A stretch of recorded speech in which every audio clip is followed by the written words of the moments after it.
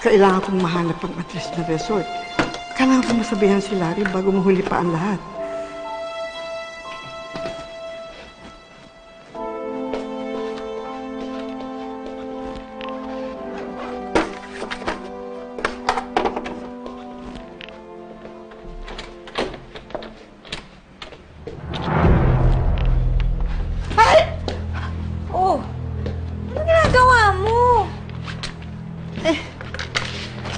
Pinipilit ko kasing tumayo eh.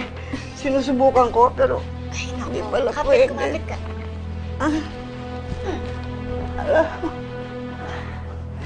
Naku, ba't kaya na lang kasi tanggapin? Nakasama mo na itong wheelchair na to habang buhay. Ano ba inaasahan mo? Makakalakad ka pa ulit? Ay, Diyos ko.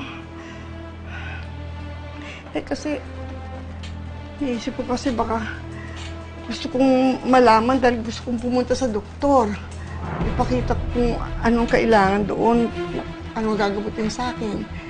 Tsaka gusto ko rin namang sumama ka na lang sa akin para ma-check naman natin ang psychological condition mo. Wala akong sakit sa pag-iisip. Kayo lang yung nagpupumilit na may disorder ako. Hindi ako papayag na ikulong niyo pa ako ulit dun sa lugar ng mga baliw.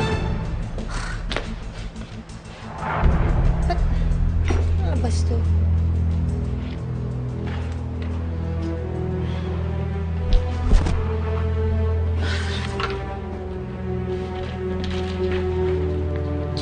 Tita, hindi ako dito uuwi, ah. May out of town ako ngayon. Pero nag-iwan ako ng pagkain sa ref. Ikaw na bahala. Ha? Nitin mo na lang.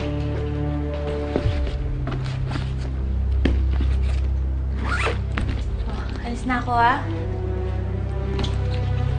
Mamaya kung ano pang gawin mo. Hindi na. Yan.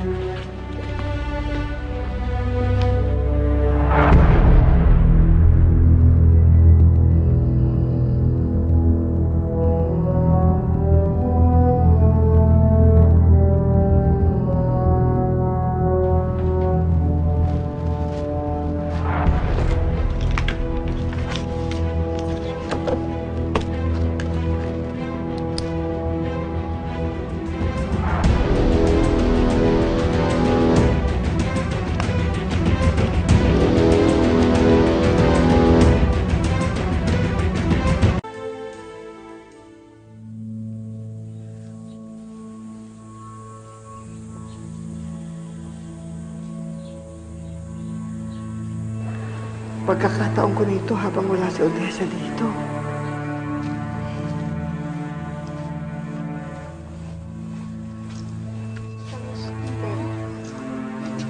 Ay, good afternoon po, ma'am. Good afternoon. Are you one of the guests po?